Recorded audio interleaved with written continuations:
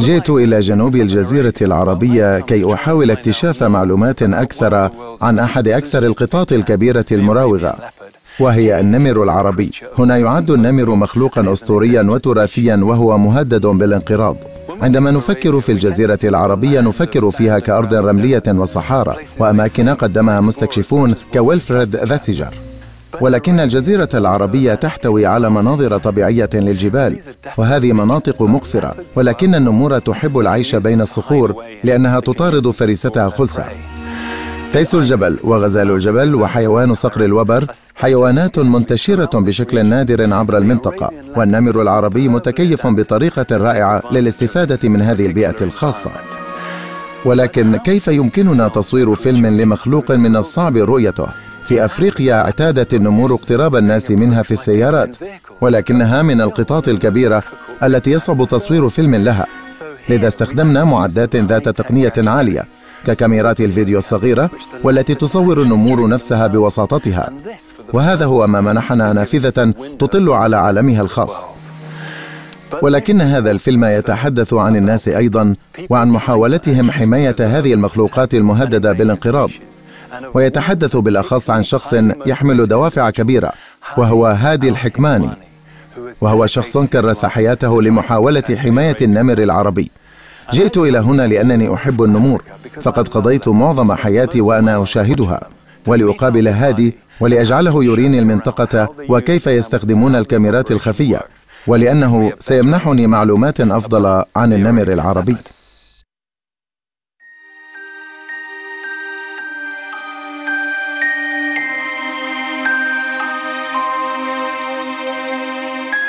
الجزيرة العربية محاطة بجبال واسعة النطاق، والتي كانت في يوم من الأيام تحتضن عددا من النمور، ولكن الآن لا توجد إلا في بعض الأماكن المعزولة فقط.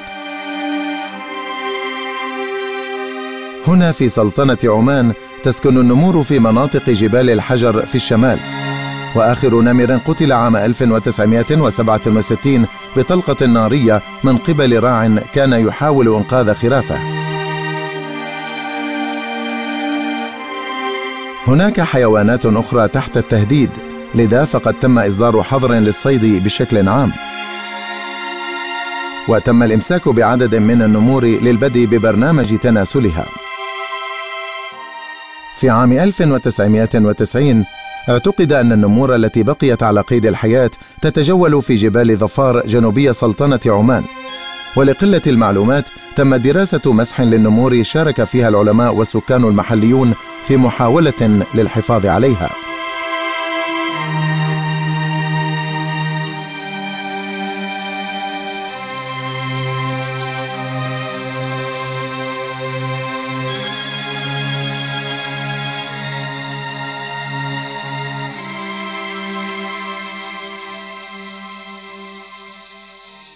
إن سر نجاة النمر العربي يعود للطبيعة الوعرة، حيث كان من الصعب الوصول إليه في المناطق التي كان يعيش فيها، فجبال ظفار هلالية الشكل، وتمنحه حماية ضد الرمال القادمة من الربع الخالي إلى الشمال، كما أنها تحبس الحرارة والهواء الرطب الذي يأتي من بحر العرب من الجنوب.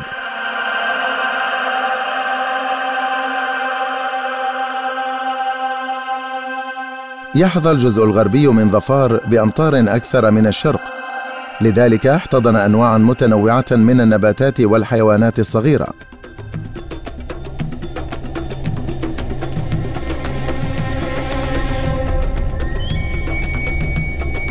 عقرب الصوت، أبتر الذيل والغوران يتقاتلان برأسيهما.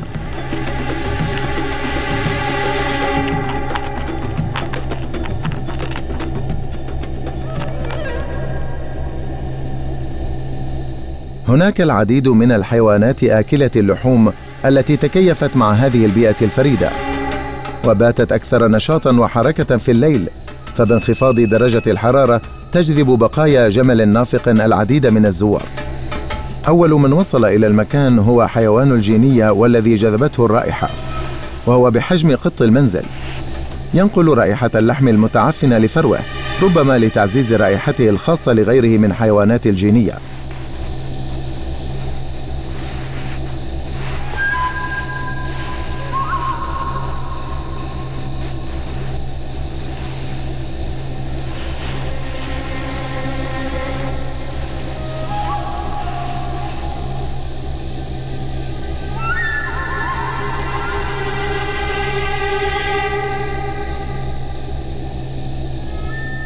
زائر ليلي آخر وهو الثعلب الأفغاني النادر، وهو من أنواع الثعالب التي تظهر في الجبال العالية فقط.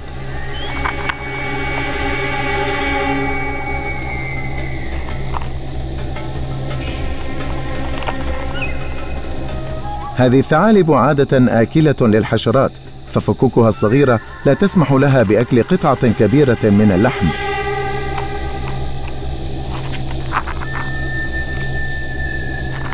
وحتى تناول وجبة كهذه يشهد تنافسا كبيرا.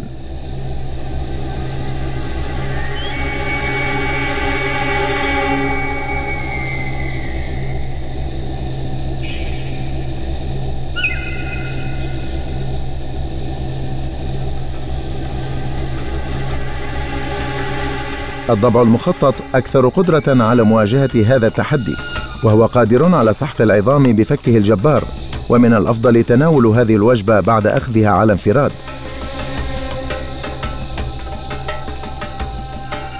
ربما الجزء الأكثر إذهالا في محافظة ظفار هو في الشرق. تهيمن على المنطقة جبال سمحان، وهي جبال وعرة وتعمل كحاجز أمام السحب الحاملة للمطر.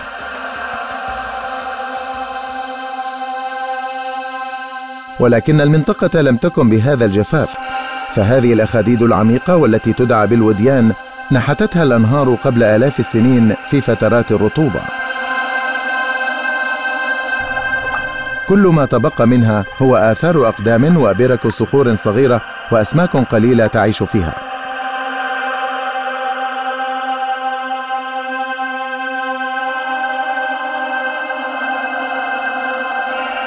تنبعث شجرة اللبان مباشرة من الصخور، ويتم حصد نصغها المجفف واستخدامه لصناعة البخور، وهذا ما تشتهر به المنطقة. تشهد شجرة الدرسينيا على عدم هطول الأمطار، فلحاؤها الصلب وأوراقها الهزيلة ونموها البطيء كلها عوامل تأقلمت عليها لتتمكن من البقاء منتصبة في مثل هذه البيئة.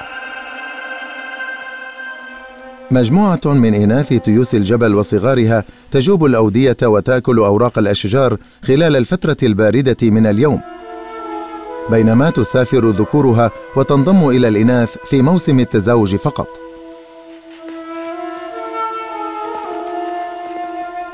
هناك حيوانات مفترسة أخرى إلى جانب النمور في هذه المنطقة، وهي القطاط البرية وحيوان الوشق، وهي تحيا بنفس طريقة حياة النمور، لذا كان على تلك الحيوانات تكييف سلوك حياتها كي تتمكن من العيش هنا. لنأخذ الذئب العربي كمثال، فبعكس قريبه الذي يعيش في المناخ المعتدل وضمن قطيع، فهو هنا يعيش إما منفردا أو في أزواج. وعندما تسوء الأحوال فبإمكانه العيش على النباتات، فليس هناك من الفرائس ما يكفي لتزويد عدد كبير من الحيوانات المفترسة.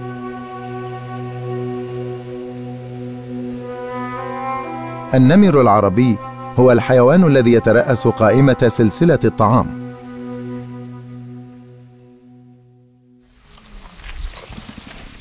ولكن هناك من يقاسم النمور العيش في هذه الجبال، وهم سكان الجبل، والذين تكيفت حياتهم مع هذه الأرض الصعبة، فجمالهم وماعزهم تأكل شوك الصمت الشائك، ومع هذا فهي توفر لهم الطعام ووسائل التنقل، فكل شيء له هدف هنا. سكان الجبل جزء لا يتجزأ من هذه الأرض كالنمور تماما، فلديهم إدراك حميمي لهذه المنطقة، كما يعرفون موقع كل ممر ودرب وحفرة مياه.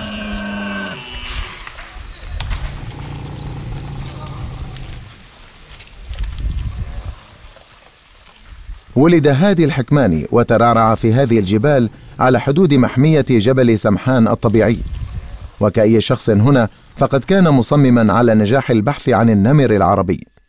سنبدأ الآن مسح النمر العربي في جبل سمحان، حيث سنصعد الجبل لسير على الأقدام للبحث عن أي آثار أو أي دلائل علمية للنمر العربي، حيث إذا مثلا وجدنا مثل هذه الآثار أي آثار حديثة سنقوم بنصب بعض الكاميرات الفخية.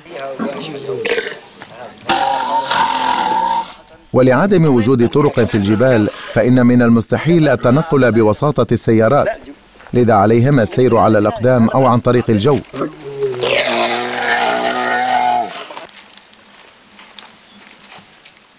ينطلق الفريق بينما ينتظر هادي وصول المروحية. نص ساعة كذا بنكون عندكم إن شاء الله. خلي كل شيء يكون جاهز، الجمال جاهزين وكلكم جاهزين.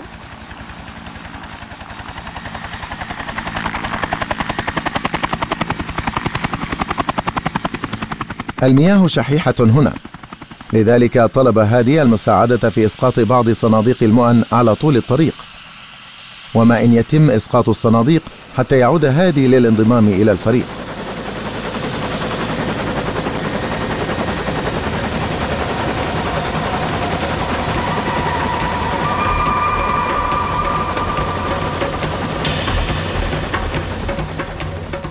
وبسبب الريح القوية فإن هبوط المروحية سيكون أمرا صعبا، لذا يسقط الطيار دخانا مضيئا ليساعده على معرفة اتجاه الرياح.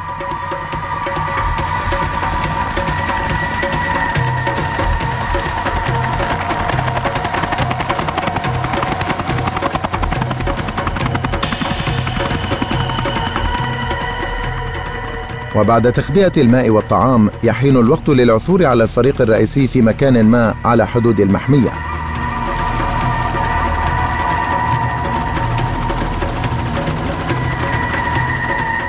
كان على الفريق استخدام أحد الدروب القصيرة للوصول بسرعة إلى أعالي الجبال.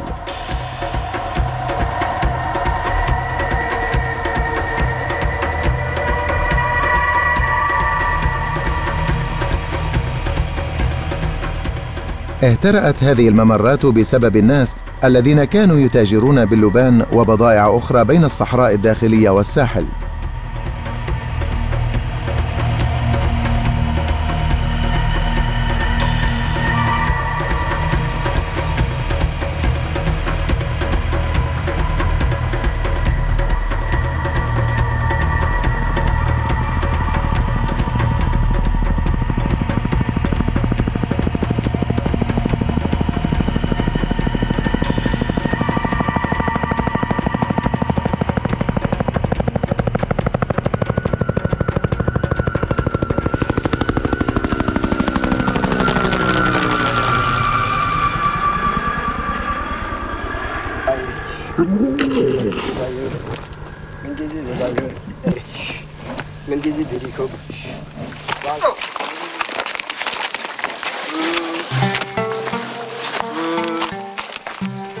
الآن يمكن البدء في العمل. انطلق الفريق على طول المنحدر سيراً على الأقدام.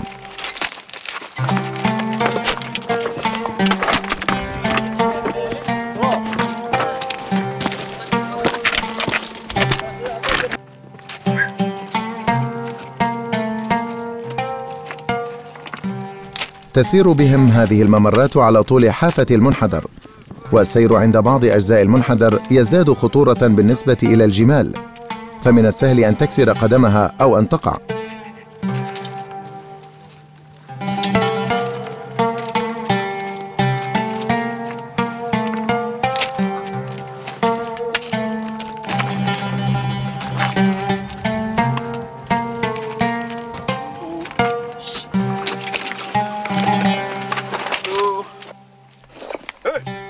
هذه الممرات هي السبيل الوحيد الموجود على طول المنحدر ليستخدمها الناس والحيوانات البرية، ما يجعلها طرقاً جيدة للبحث عن آثار النمور.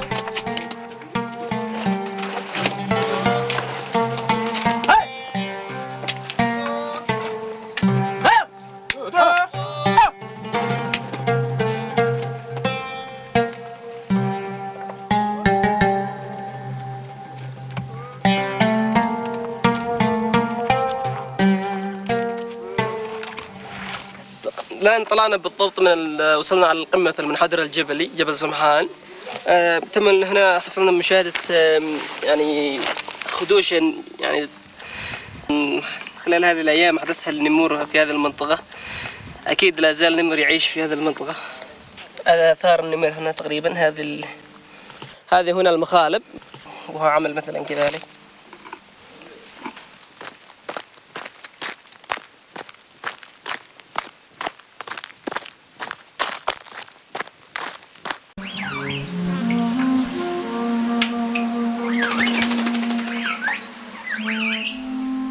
في اليوم التالي استطلع هادي وخالد حافات المنحدر، فهنا توجد نباتات تجذب مجموعة متنوعة من الحيوانات.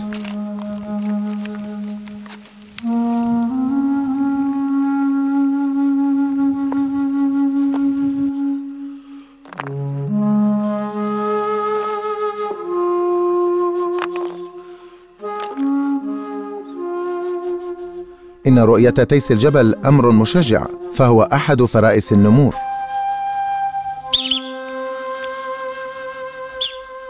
صوت إنذار ذكور تيوس الجبل أقرب إلى صوت العصفور.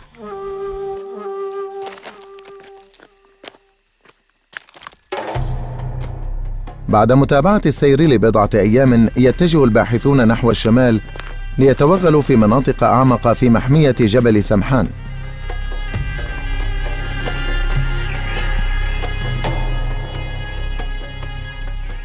أمضى الفريق ليلته في كهف كبير كان يستخدمه الرعاة القدامى الذين عاشوا في هذه الجبال، وفي الصباح الباكر حضروا أنفسهم لقضاء يوم آخر في الجبل.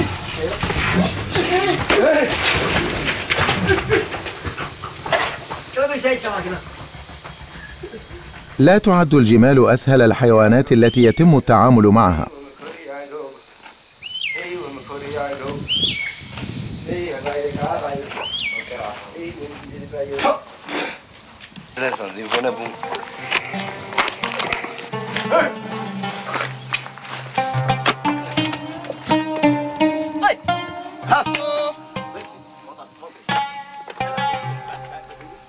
قمة الجبل المسطحة تجعل السير سهلا، ولكن هناك أخدود حاد على كل جانب يصل عمقه إلى مئات الأمتار.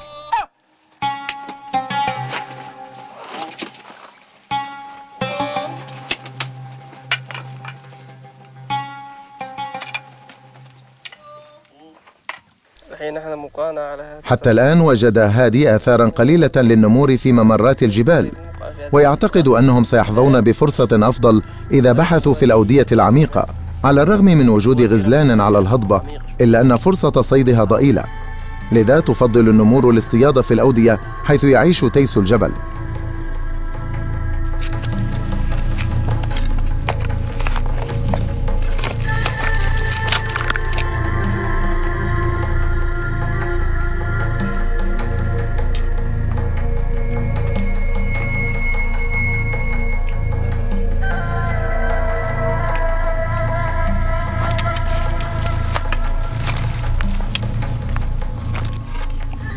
هناك مؤشرات مشجعة، فقرن تيس الجبل يدل على أن نمرا هو من قتله، وعن طريق تعداد النتوءات يقدر هادي أن عمر هذا التيس كان 11 سنة، وهو عمر كبير.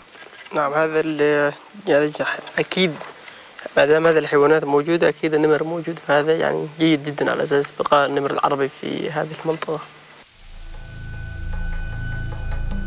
ولكن لم يكن باستطاعتهم المضي أكثر بسبب سلسلة من مجمعات المياه العميقة والمنحدرات الحادة، لذا قرروا العودة.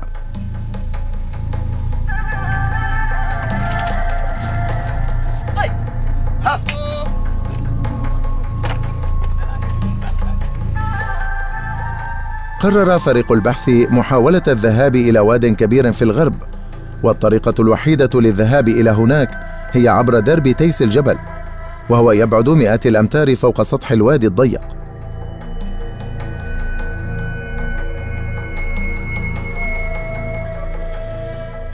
وجد الفريق على طول طريق الحافة بقايا من فريسة نمر.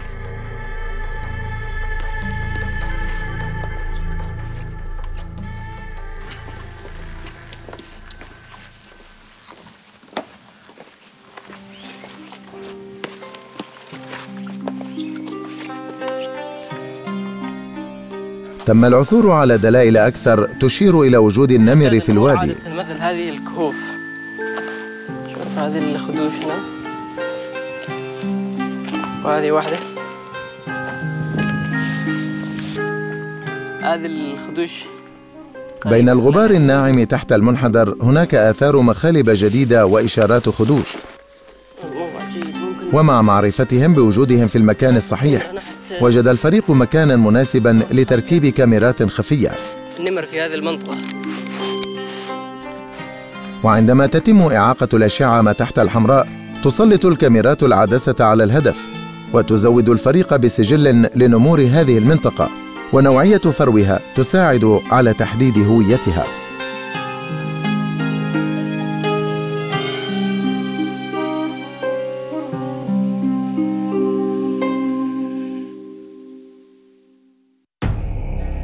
ما إن غادر الفريق حتى برزت الحياة الطبيعية للوادي مجدداً.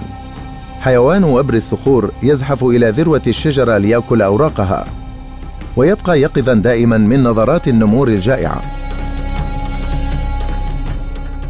ولكن الخطر لا يحدق بها فقط من هذه الحيوانات، بل عليه أن يكون يقظاً من الخطر المحدق به من الأعلى، فوبر الصخور هو الفريسة الرئيسية للنسر الأسود المهيب.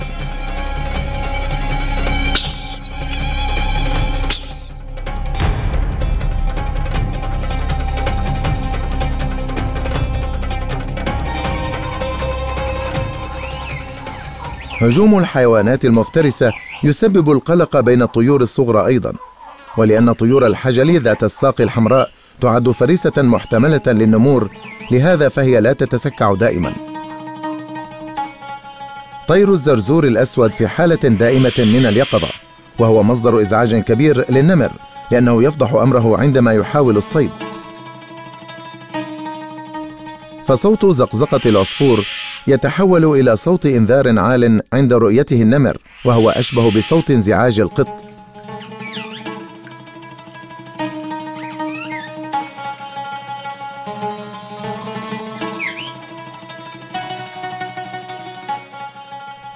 يكمل النمر طريقه باحثاً عن تيس الجبل.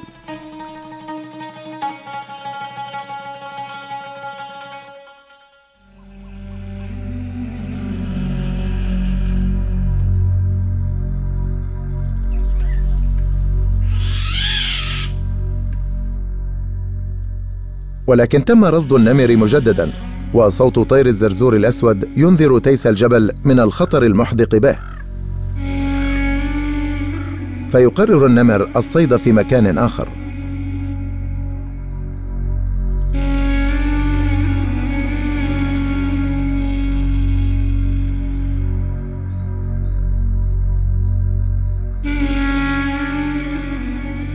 الصيد ليلاً يحمل مخاطر خاصة، ويعرف النمر العربي كقريبه النمر الأفريقي بهجومه الليلي على الشهيم خاصة.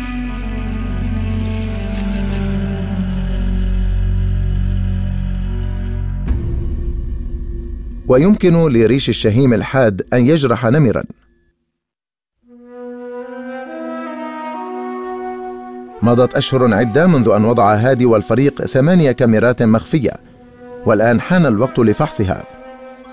ساعدت نتائج الفريق على تحديد هوية العديد من النمور التي تعيش في المنطقة.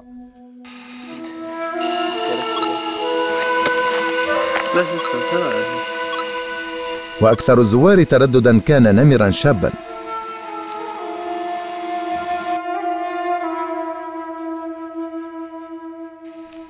ليست الحيوانات كلها مرتاحة لوجود الكاميرا، فهذا الثعلب الأحمر متردد قليلاً.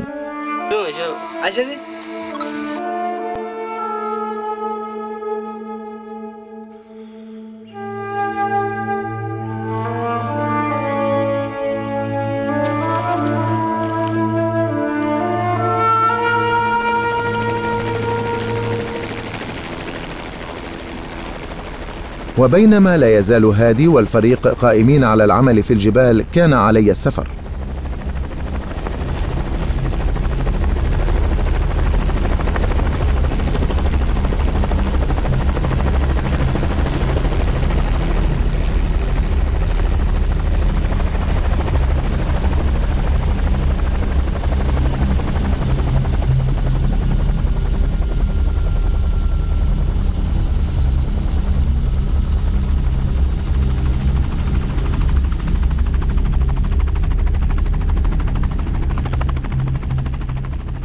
تعلمت الكثير عن عادات النمر ونحن نحلق فوق الأراضي الوعرة، وقد أشار هادي إلى بعض مواقع الكاميرات الخفية وسبب اختيارها.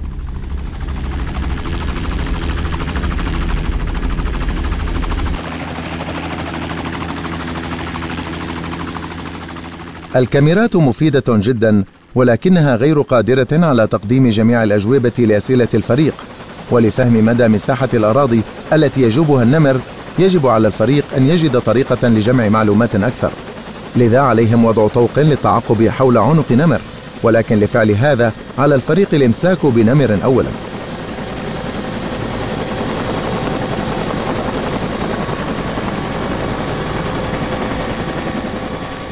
وباستخدام مروحية كبيرة تم وضع فخ قرب درب يستخدمه النمر باستمرار. ولأن النمر يتجول حول منطقة كبيرة وبشكل انفرادي، فربما سينتظر الفريق فترة طويلة.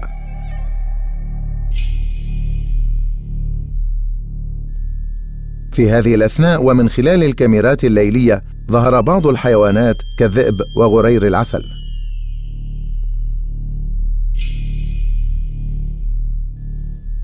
وأخيرا وبعد أسابيع عدة من إعداد المصيدة، تم الإمساك بنمر ذكر.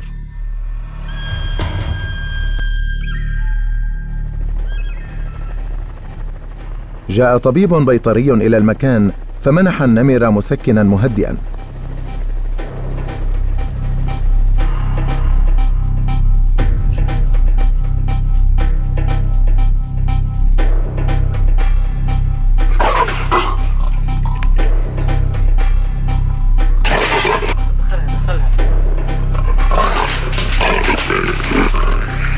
الحين بننتظر نص ساعة، ضربناها 2:30.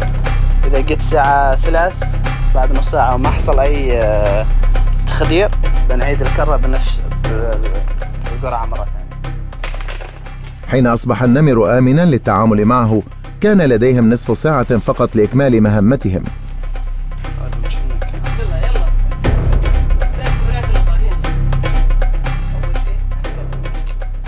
وضع هادي طوقا يحتوي على جهاز عالمي لتحديد المواقع، وهو سيسجل موقع النمر بالتحديد وفي أي ساعة. إنه طوق أكبر من طوق الكلب، وهو بسيط وخفيف ولن يعيق النمر. تم أخذ عينة من الدم والجلد أيضا لفحص صحته ولتحليل حمضه النووي. وعن قرب يمكن رؤية بعض التكيفات التي تمكنه من العيش هنا، ففره القصير يبقيه باردا، وبنيته الخفيفة تعكس مدى ندرة الفريسة الكبيرة في هذه البيئة الحارة والصخرية.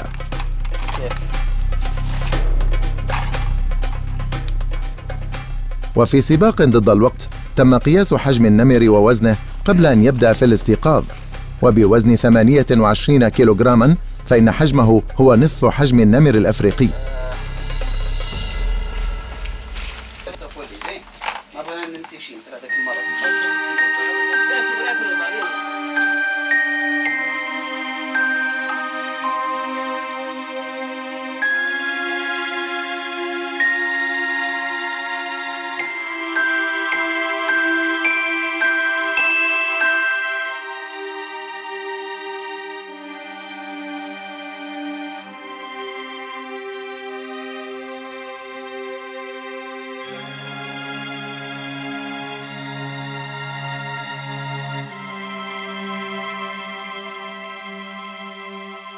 وكأي مريض يفيق من عملية التخدير بشكل عام، فإن النمر مترنح قليلا، ولكن الأعراض بدأت تزول، وقد سعى نحو أقرب كهف آمن ليستعيد عافيته. في الأسابيع التالية راقب الفريق النمر للتأكد من أنه تعافى تماما. وفي ليلة تم رصده من خلال كاميرا خفية، وتم التقاط إشارة الطوق عن طريق الأشعة ما تحت الحمراء، والتي هي غير مرئية بالنسبة إليه، فشعر الفريق بالسعادة لأنه استعاد صحته. وفي الوقت المحدد سيقع طوق النمر أوتوماتيكيا، وسيطلق إشارة فريدة في نوعها، وهذا الرادار يستخدم للعثور على الطوق واستعادة جميع المعلومات المخزنة. ومع ذلك عندما حان الوقت لم يتم التقاط إشارة الرادار، ويبدو أن الطوق فقد.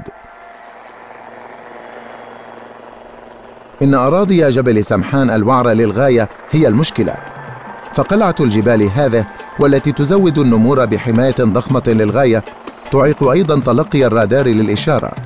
لذا وسع الفريق نطاق البحث باستخدام المروحية.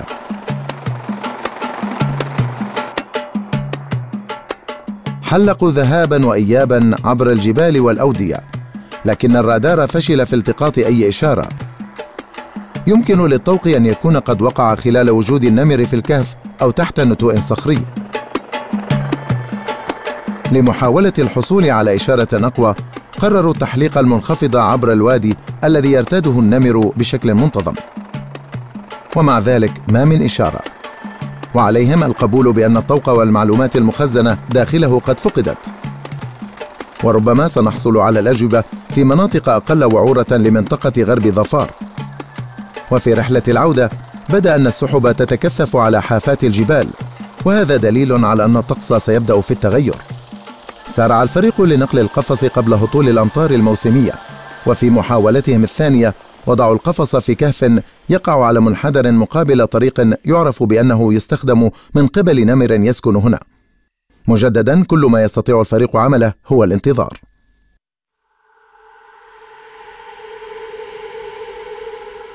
برز ظهور هواء دافئ فوق جبال الهيمالايا النائية أدى إلى اندفاع رياح قوية على طول الساحل لجنوب سلطنة عمان. ومع حلول منتصف شهر يونيو حزيران خلق هذا تغيرا مثيرا في الطقس، فالرياح المنجذبة نحو نظام الرياح الموسمية تثير أمواج المحيط الهندي وتحولها إلى أمواج غاضبة تسحب المياه الباردة من أعماقها.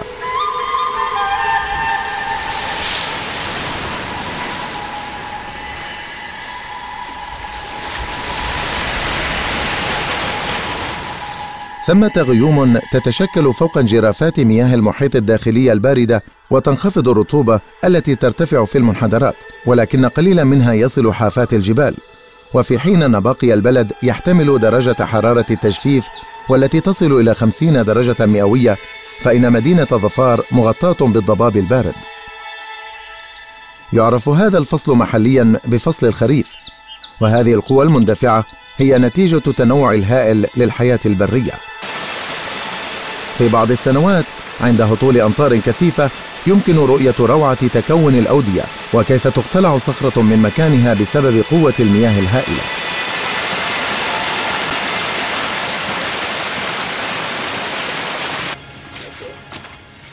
أخيرا وبعد شهر من تركيب المصيدة تمكن الفريق من اصطياد نمرة في الكهف ليلا.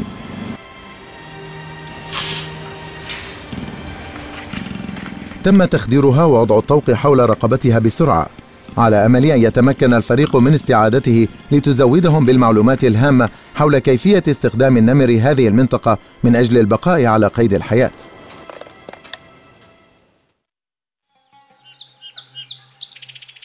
يغطي فصل الخريف الجبال بالضباب والأمطار. يأتي طائر صياد السمك رمادي الرأس إلى هنا في الصيف للتناسل ولوجود عدد وفير من الحشرات في العشب الطويل.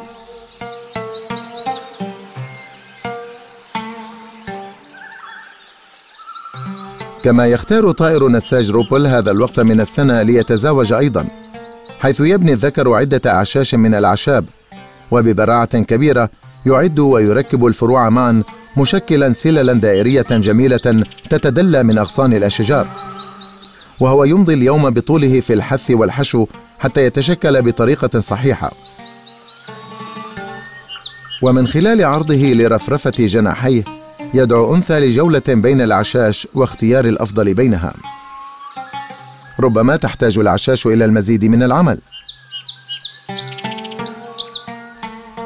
أما طيور الفلامينغو الرائعة فهي تتغذى على البحيرات المالحة الواقعة بين المحيط والهضاب.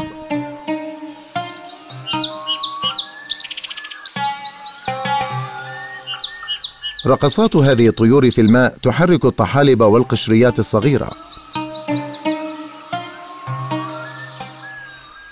تتكون الحياة من سلسلة دائرية لا تنتهي من الأكل والإنجاب.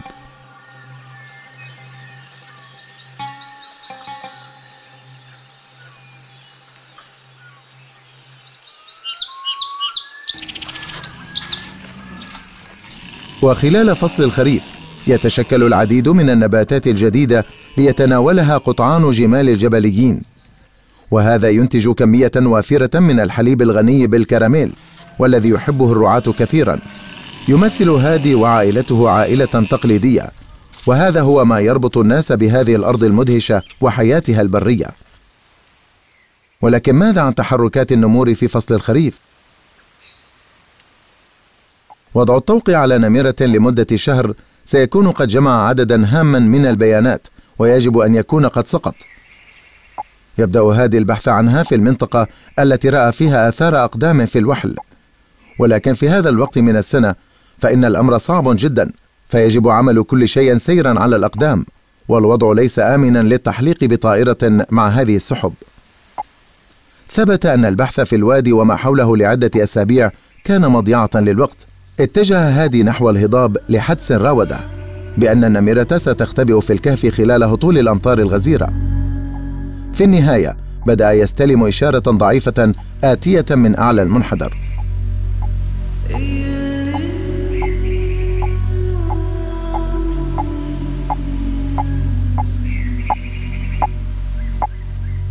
أخيرا عثر على الطوق.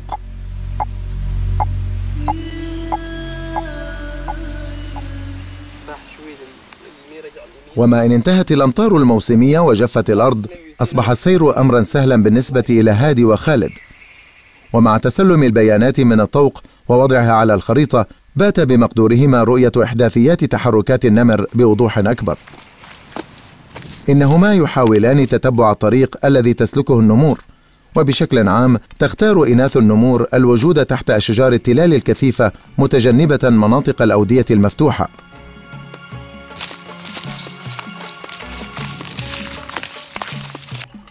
وفي مناسبات عدة فإن النميرة تمر من قرب المزارع، ولكن المعلومات تخبرنا بأنها مرت في الليل فقط، وذلك لتتجنب الاحتكاك بالإنسان.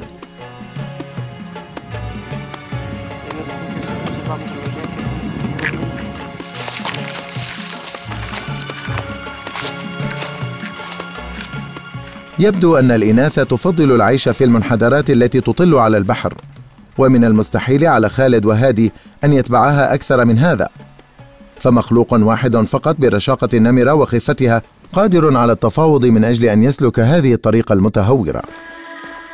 ومع مخلوق مراوغ كالنمر العربي، فإن الكاميرات الخفية وأطواق الرادارات هي الطريقة الوحيدة لمراقبتها والكشف عن الجوانب الخفية لتصرفاتها. معلومات الشريط كلها جيدة. كان هادي وخالد يراقبان نمرا صغيرا مصابا بقدمه لبضعة أسابيع، وهو غير قادر على الصيد بشكل صحيح، لذا فقد من وزنه كثيرا. هادي متردد في تخدير النمر، لأن هذا يزيد من ضغط الإمساك به وإقامة المصيدة له، لذا فقد قررا مراقبته عن بعد مع مساعدة الكاميرات.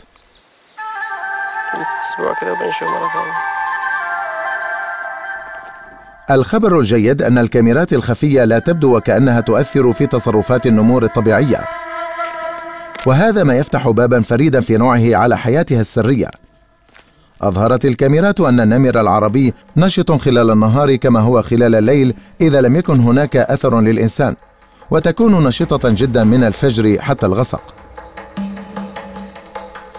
تفضل النمور أماكن معينة، وتكون عادة في المناطق الترابية وتحت النتوءات الصخرية، حيث تترك رسائل للنمور الأخرى، لأنه من النادر جدا أن تتواصل هذه المخلوقات المنفردة مع بعضها، وهذه الآثار تمنحها طريقة فعالة للتواصل فيما بينها.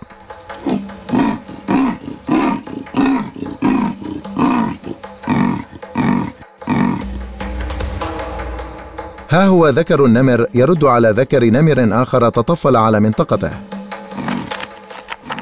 والخدوش القوية التي تركها قبل مغادرته دليل واضح على ذلك.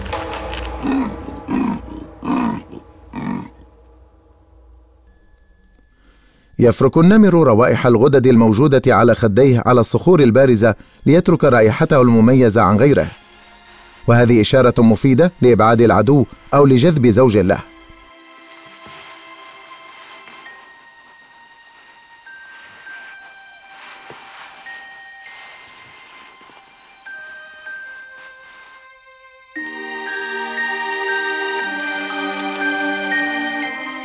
لا يتطلب الوضع أن يلاحق الذكر الأنثى دائما، فهذا التسجيل يظهر ذكرا يرغب في التزاوج بشدة، ولكن الأنثى هي من تلاحقه.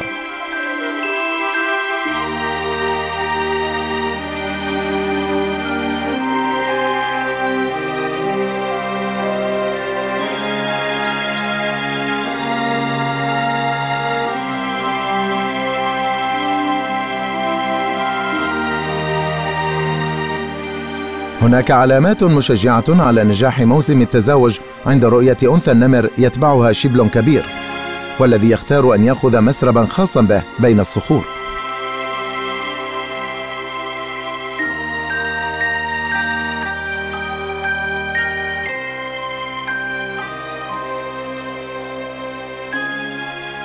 بعد فترة قصيرة تم رصد النمر المصاب بحالة صحية جيدة، بالكاد يظهر أثر عرجه.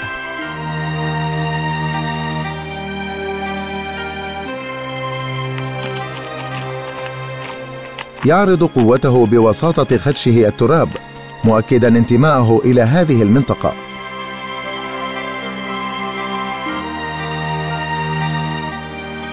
بدلا من الشعور بالخوف من الكاميرات، فقد استخدمتها النمور كأعمدة لفرك أجسادها، فهي بالارتفاع المطلوب.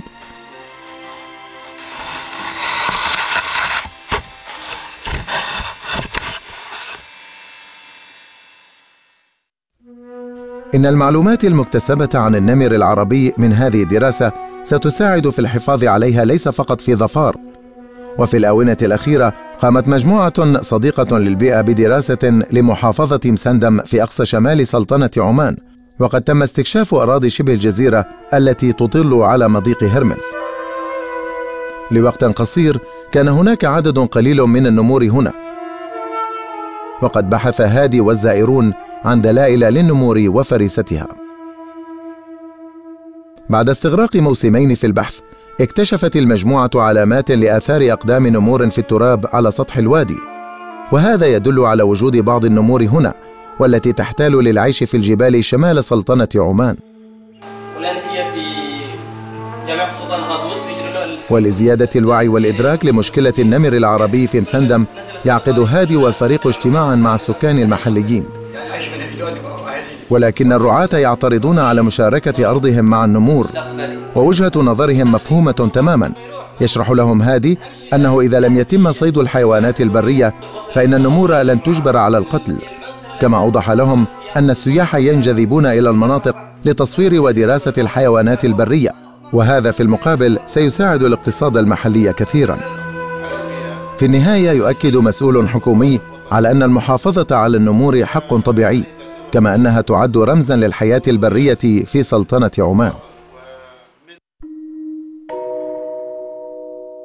إن نجاح هذه التكنولوجيا المبتكرة كان مستحيلا لولا مساعي وجهود هادي والمجتمع المحلي. أحد الأشياء التي هي رمز للقوة هنا هي أنت، لأنك من هذه المنطقة وهذه هي أرضك، وإحساسك بالنمور يمنحك فرصة للمحافظة على هذا الحيوان، وذلك بمشاركة عمك وأبيك وعائلتك، وتجعلهم يرون النمر من منظور مختلف عما كانوا يرونه فيه من قبل. Because if I look at myself, 5 years ago or 10 years ago, I look from my point, leopard is my enemy. I can't expect to protect it. But today I do it from my heart. I want to do this thing. وانتقلت من راعي جمال إلى حامل للنمور. Yeah, that's right. عندما يسمع الناس عما تفعله لكسب عيشك وعن عملك مع النمور وإعداد هذه الكاميرات والمصايد، ألا يندهشون عند سماعهم أن هناك نمورا هنا؟ أم أن الكثير منهم يعلم بوجودها؟ Yeah, the people from outside Jabal Samhan, yes, they look at it that's like there's something, oh, surprise, leopard here. But I mean, people like local people here, they know that and they understand leopard here in Jabal Samhan. The local people to think it's good to work together because we need them. We need them, those people. We need them to understand us, and that's why I mean, especially now, they help us a lot. إذن فهم لا يعتقدون أن الناس يحاولون حماية الحياة البرية من أجل مصالحهم، بل يعتقدون أن الناس يهتمون بالنمور لاهتمامهم بالحياة البرية. I'm sure they look at the leopard from their view as their heritage. ما هو أهم أمر باعتقادك نستطيع عمله من أجل حماية النمر؟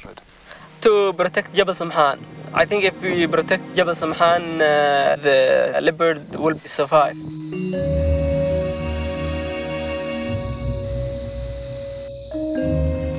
جبل سمحان هو على الأرجح محمية من أواخر معاقل هذا المخلوق الذي جال الجبال العربية والذي تكاثر إلى الآلاف.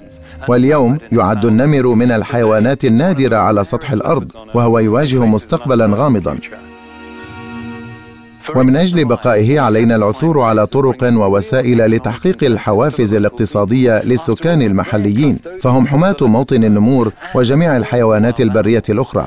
وإذا لم نفعل فإنه سيقدر للنمر أن يصبح مجرد مخلوق أسطوري ومن التراث الشعبي، وسيختفي من هذه الأرض إلى الأبد.